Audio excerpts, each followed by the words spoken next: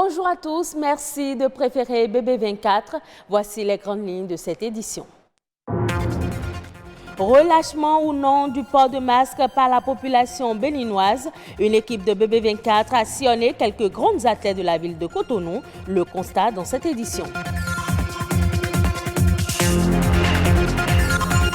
La Fashion Revolution Day est célébrée ce 24 avril. C'est une journée dédiée à la valorisation de l'industrie de la mode, occasion pour les acteurs béninois d'évoquer les difficultés rencontrées dans la promotion de ce secteur. Et puis, si vous avez envie d'investir dans la terre et que vous rencontrez des difficultés pour accéder au financement, nous vous dévoilerons dans cette édition les mécanismes pour y arriver.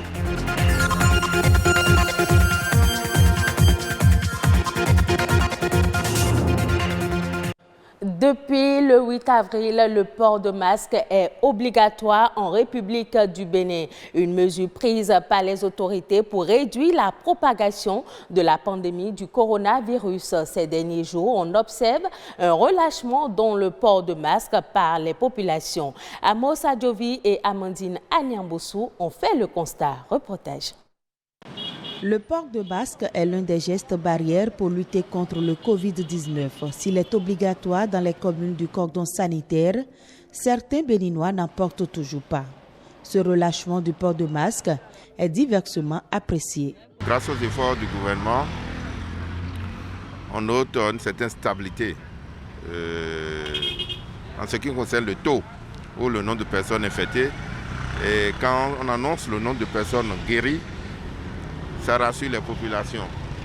Mais il faut dire aux populations que la lutte contre cette pandémie est l'affaire de tous. Et c'est pour ça que, malgré les chiffres qui donnent espoir, qu'il faut maintenir le cap en continuant de se protéger, d'observer les mesures de barrière, notamment le port de casque pour éviter donc la propagation de cette épidémie-là.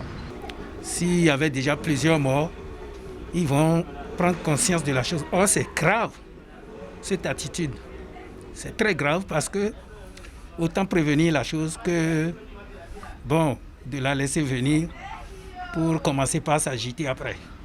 Donc, en principe, ils devraient déjà prendre conscience de la chose et prendre les mesures qui s'imposent. Pour ce conducteur de taxi-moto, c'est plutôt les clients qui refusent d'arborer le masque. Les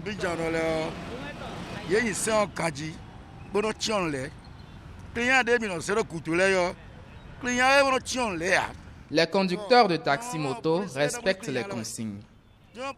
Ce sont nos clients qui sont récalcitrants au port de masque. Quand on nous arrête, on paie 6 500 francs. Je voudrais demander aux forces de l'ordre de verbaliser aussi les clients. Monsieur le ministre de l'Intérieur, le citoyen surpris sans masque est verbalisé et les forces de l'ordre positionnées un peu partout veillent au grain. La lutte contre la pandémie du coronavirus passe par le respect des gestes barrières et le port de masque doit être systématique. Suivons à présent les autres informations nationales en bref et en images consacrées entre autres au Covid-19. C'est une compilation de Amandine Anyambossou.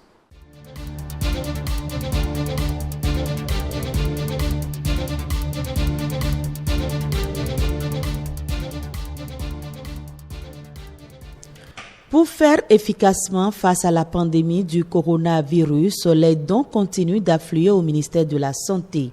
En réponse à l'appel à la solidarité lancé par le gouvernement, plusieurs structures ont apporté leur soutien à l'État ce mercredi. Aviation Andig Service a ouvert le bal.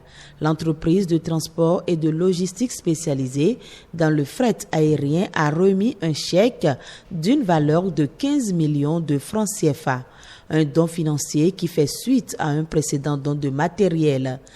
3 autres structures se sont succédées pour remettre des dons en matériel.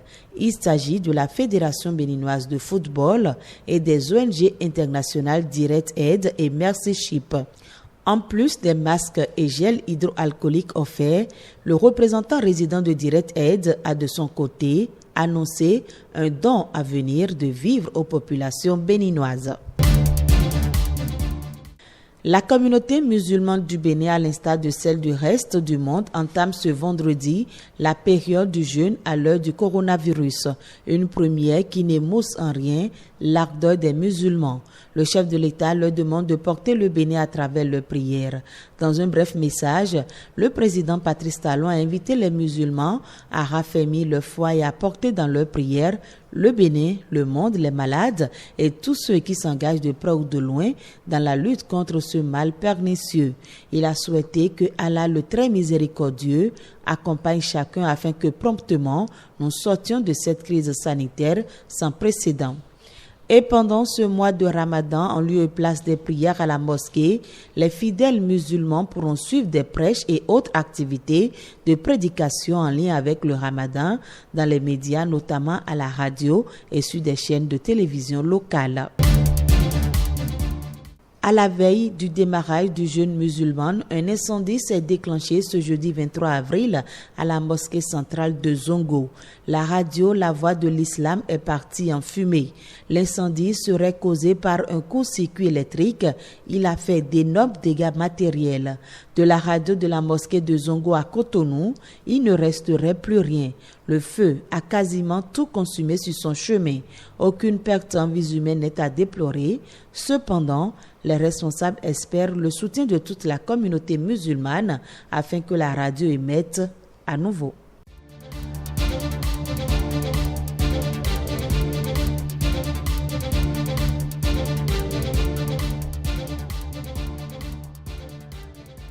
Au Nigeria, l'Agence de l'électrification rurale a mis en place un programme d'urgence afin de doter les centres de prise de charge des personnes infectées par le coronavirus de systèmes solaires autonomes.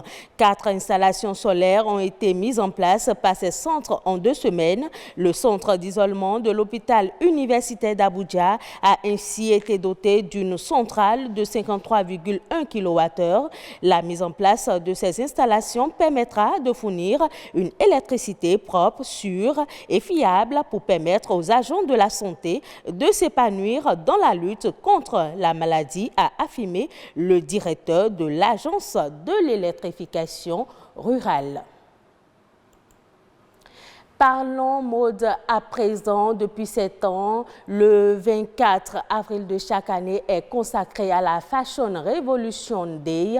Durant cette journée, les acteurs de la mode s'activent pour la valorisation de l'industrie de la mode. Une équipe de notre rédaction est allée à la rencontre d'un styliste et d'une promotrice de mode, suivant le reportage de Rodrigue Babagbeto et Rebecca Adagbenon. Chaque année, le Fashion Revolution Day est célébré dans plus de 130 pays. Le collectif Fashion Revolution incite à consommer la mode autrement, à s'interroger sur ceux et celles qui la fabriquent. Acteur de la mode depuis maintenant 2 ans, Khaled est un styliste très atypique. Dans mes créations, le truc que je vois déjà automatiquement, c'est les couleurs. Vous savez, moi je suis quelqu'un qui a une personnalité très colorée. Du rose pour un homme par exemple. Pour moi, c'est simple, c'est normal, parce que c'est ma vision de la chose. Mais d'aucuns penseront que c'est presque interdit à un homme de mettre du rose. Son parcours n'est certes pas encore élogieux, mais pour ses premiers pas, une chose frappe le créateur à l'esprit en ce qui concerne la mode béninoise. On ne prend pas beaucoup de risques ici. Dans des pays plus développés, la mode est vraiment quelque chose de plus intéressant, quoi. Vous allez voir des créations pas possibles, des trucs qui à couper le souffle. Mais ici, je ne pense pas que les consommateurs sont prêts à acheter des créations du genre. Donc on dose un peu l'inspiration aussi par rapport à ça. Le Béninois n'est pas encore prêt à aller voir un styliste pour une tenue, tout ça. Une impression partagée par plusieurs acteurs de la mode. Cette jeune promotrice de mode s'active à donner plus de visibilité et à promouvoir le secteur au Bénin, souvent sur fonds propres. Pour elle, une révolution de la mode s'impose. les dirigeants n'accordent pas forcément à la mode la place qu'il lui est due. Et du coup, c'est compliqué. On se retrouve à organiser des événements, à vouloir promouvoir la mode de notre pays sur des fonds propres. Les mannequins n'ont pas de statut au Bénin. Les créateurs de mode, c'est vrai qu'il y a, depuis qu'il y a une association et tout, il y a quand même un effort qui se fait pour pouvoir perfectionner la chose. Mais si le gouvernement également ne met pas en place des dispositions pour promouvoir, pour faciliter la tâche, ça va être compliqué. Il faut beaucoup de promotion par rapport aux marques de chez nous, beaucoup d'innovation aussi. Parce que quand c'est beau, c'est nouveau et que c'est bien créé, ça plaît.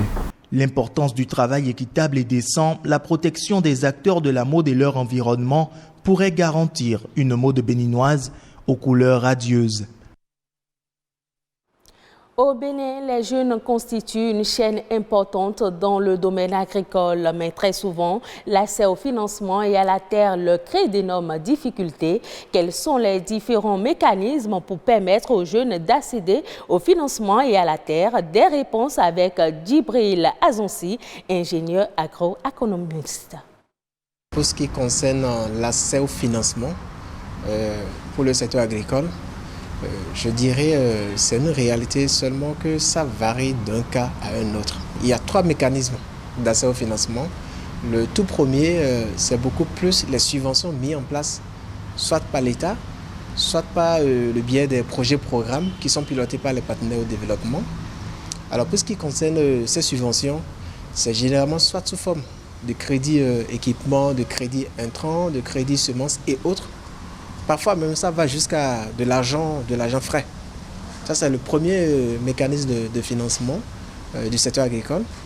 Le second mécanisme de financement du secteur agricole, je dirais c'est beaucoup plus des fonds de garantie qui sont mis en place, soit aussi par l'État, soit par les projets-programmes comme je l'ai dit tout à l'heure, mais auprès des structures de microfinance qui à leur tour mettent maintenant en place des crédits suivant la demande auprès des producteurs, auprès des coopératives et autres. Le dernier cas, c'est des crédits qui sont négociés directement entre les producteurs et les structures de microfinance. Pour ce qui est de l'accès aux terres des jeunes pour le développement de leur activité, je dirais que c'est un peu mitigé. C'est un peu mitigé, c'est souvent pas facile, en tout cas pour ce qui est de l'écho que nous avons du terrain, les gens ont toujours eu certaine réticence à mettre la terre à la disposition des jeunes parce qu'ils se disent, bon, les jeunes n'ont pas assez de garanties, les jeunes ont ci, les jeunes ont ça. C'est vrai dans une certaine mesure, mais je crois qu'il va falloir qu'on dépasse ces préjugés, qu'on dépasse cette manière de voir les choses et qu'on fasse désormais confiance aux jeunes parce que qu'on le veuille ou non, les années à venir, c'est beaucoup plus eux qui sont les adultes de demain. Donc moi je préconise beaucoup plus qu'on puisse mettre en place un cadre, genre pour les encadrer un peu dans tout ce qui se fera, puisque l'avenir doit se construire avec eux et non sans eux. Tous les acteurs qui interviennent dans le secteur agricole n'auront pas d'autre choix que de composer avec les jeunes. Donc l'accès à la terre pour ces jeunes doit être facilité pour que demain tout le monde puisse en jouir. Ce sera tout pour cette édition. Prochain rendez-vous de l'information, 19h45.